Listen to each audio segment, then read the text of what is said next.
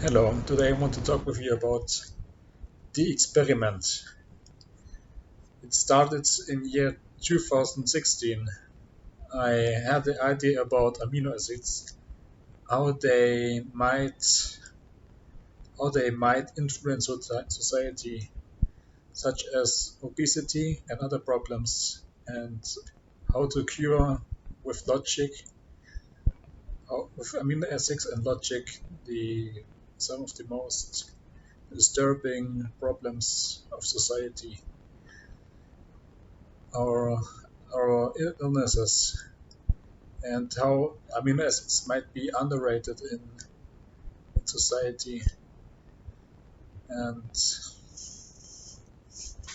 I contacted Vinod Koshla for it, and he didn't respond. So the result was that I ended up in the experiment, how I call it. And the experiment was how how got somebody with ADHD and with my history in school got treated. And it turned out really was. I got a diagnosis with schizophrenia, but all I had was ADHD, and I still have ADHD.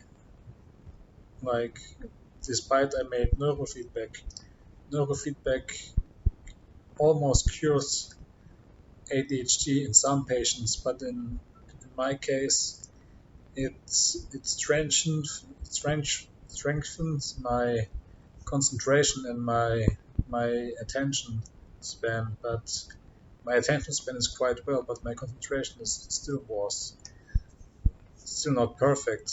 I can do math and I can do some reading.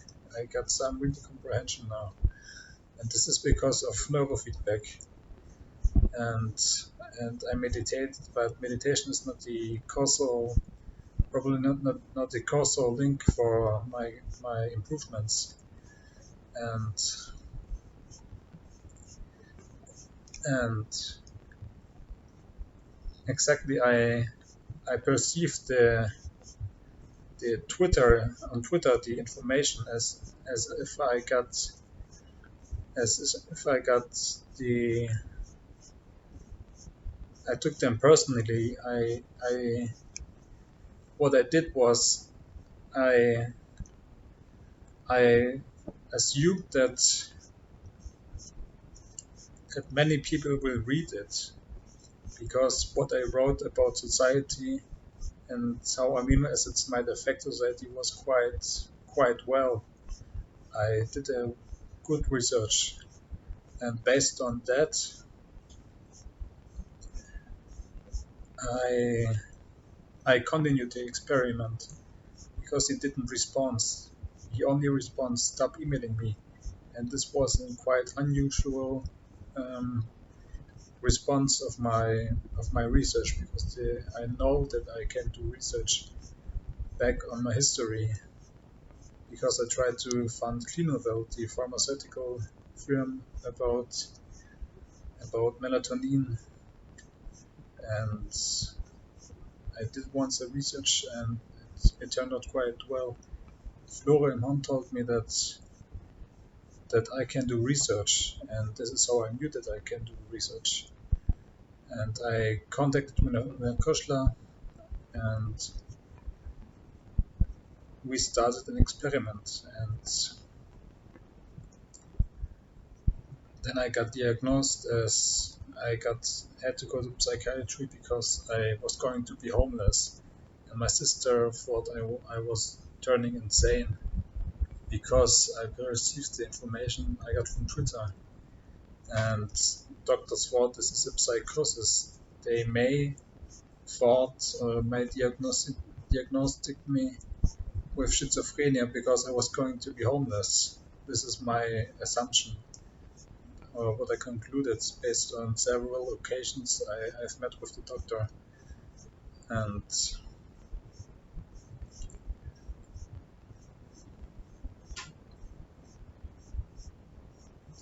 in my experiment, I had I thought Claire Lehman is sending me messages on Twitter.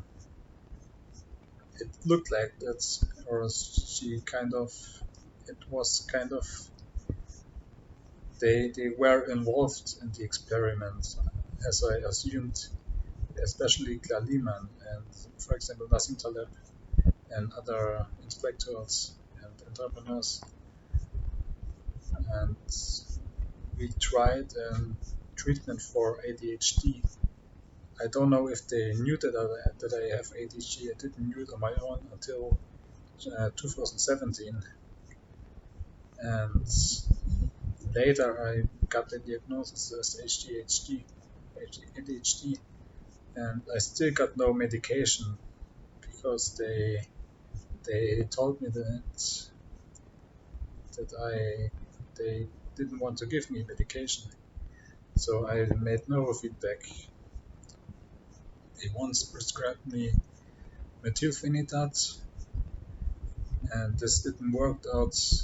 It changed nothing of my. It's no concentration changes, and Claire Lehman did become my twin flame because I had a Kundalini awakening, and this is the causal link for a twin flame. And I had a Kundalini awakening, and I talked with God. And this is another point.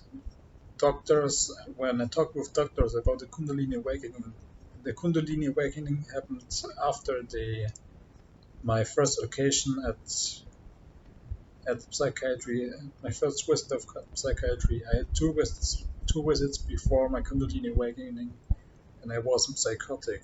I had a concentration disorder, and I was involved in the experiment. And I experimented with myself because when I was younger, I had the idea of anti-fragility, and I rediscovered anti-fragile with intuition and logic. I saw fragile people, and I hated them, and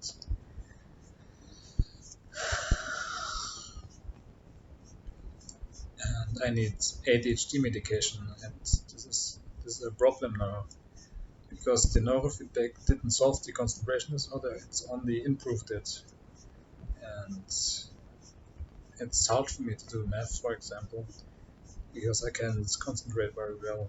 Why I need ADHD medication, or maybe if it's caused by trauma or by giftedness, for example, then it might will work out that I can do it, that I can solve it otherwise. If I'm a healthy person, there are, for example, it's called, I don't know how the app is called, Peak, the app.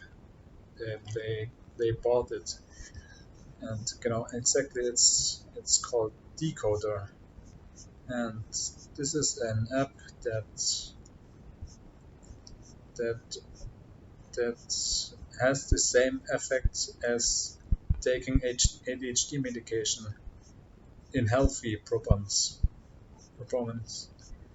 And this is something I can do. For example, I can try it if I don't have ADHD, and but I probably have ADHD because it's diagnosed, and I had racing thoughts, and there are some distinctions how to be sure that you have ADHD, and racing thoughts is one of them, and I had hyperfocus. I perceived the world differently.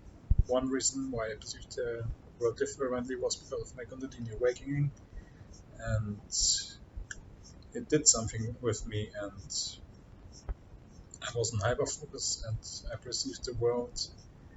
I consumed every information I could get and thought about it, and this was probably hyperfocus.